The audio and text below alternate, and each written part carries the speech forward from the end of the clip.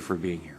Well, thank you, and good morning, Mr. Chairman and Ranking Member Doggett, and members of the very important Subcommittee on Human Resources. I want to thank you for convening this hearing and for asking me to address all of you this morning on the Obama administration's proposal to waive federal welfare work requirements.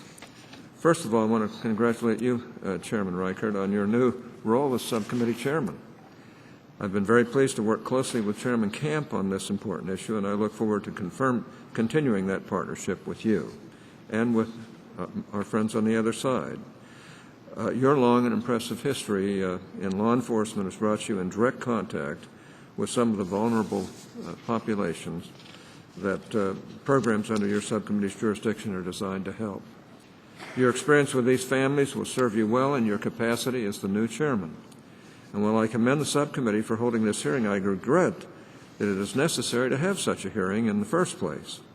Authority for the Temporary Assistance for Needy Families or TANF, as we call it, and related programs expired at the end of fiscal year 2010. In the years leading up to and following the expiration of TANF, the Obama administration never proposed a 5-year reauthorization of these programs. In the 4 years since President Obama has been in office, not once did a member of his administration offer to meet with me to discuss a TANF reauthorization.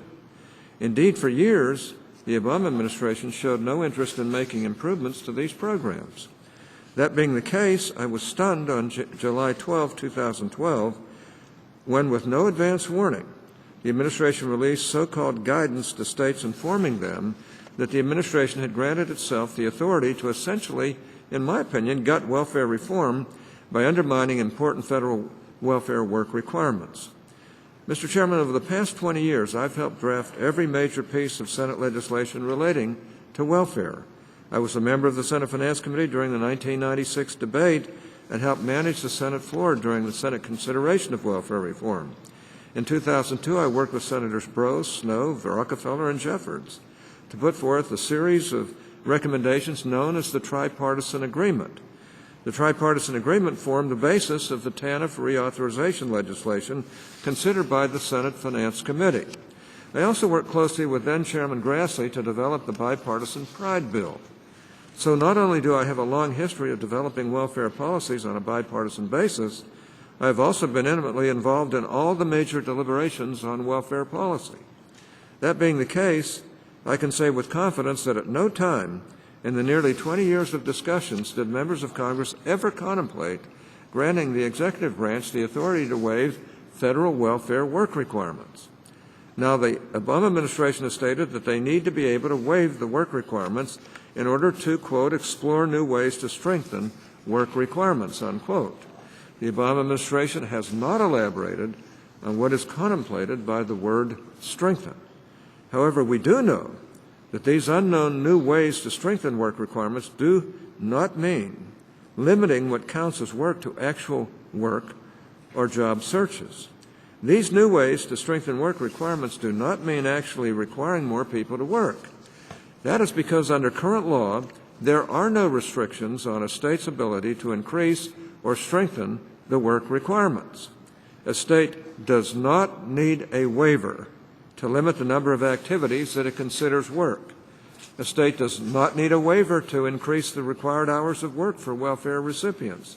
A state does not need a waiver to increase the number of able-bodied adults who are working in exchange for their welfare check. So if strengthening the work requirements does not mean limiting what counts as work, and it does not mean increasing the number of people engaged in work for longer hours, then what does it mean? For guidance in answering that question, we should consider what types of policy changes a state would need a waiver for if the administration had the authority to provide such waivers in the first place. A state would need a waiver to increase the number of activities that could count as work, like, for example, adding education and substance abuse treatment to the list. Mr. Chairman, as you know, there are already 12 different definitions of work described in the TANF law, and some states have demonstrated considerable creativity under the flexibility that currently exists to count things like bed rest and personal journaling as work.